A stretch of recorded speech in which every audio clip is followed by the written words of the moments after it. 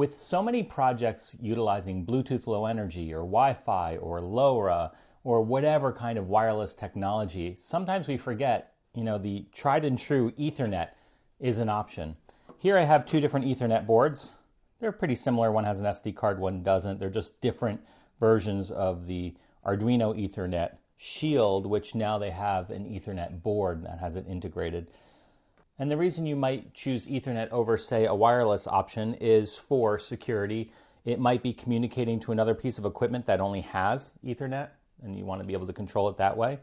There's a couple other advantages. Number one, they do make power over Ethernet options for the Arduino, so you can actually run the power to your Arduino and have networking in the same prototype or final product, which is kind of interesting.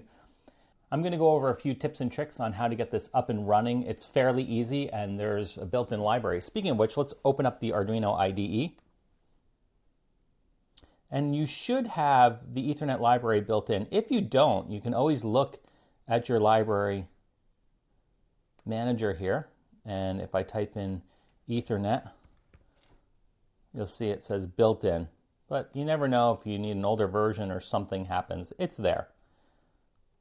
Once you confirm that it's there, you can go into examples, and then even though the Ethernet library is built in, you'd think it'd be under built-in examples. It's not. You have to go down here and find Ethernet. And I'll open up the web server so I can just show you a couple, and I actually have it open already, but this is the exact file.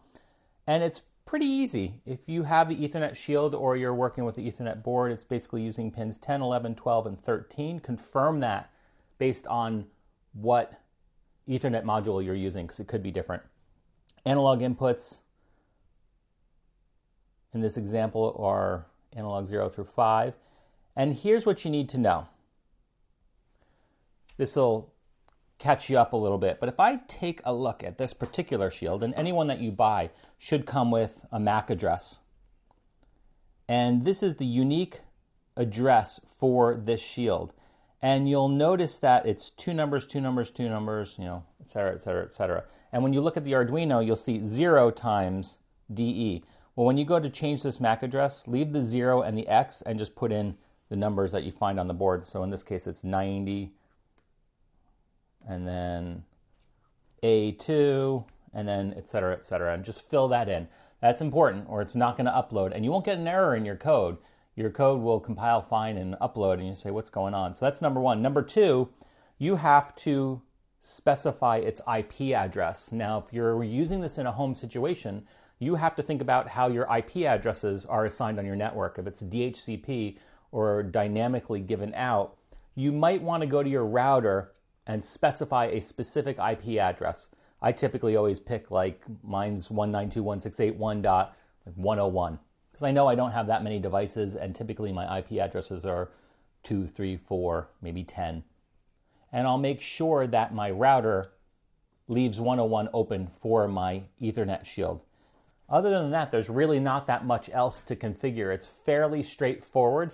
And the code, for example, this one says web server. This will actually host up a web page on that local area network. It's not connecting to the internet. So when I want to go look at what this is serving up, I'm going to have to go to a local IP address. And there's ways of changing it so that you have a name and it will point to that IP address, but you're not going to be able to access it from outside of your home or your business.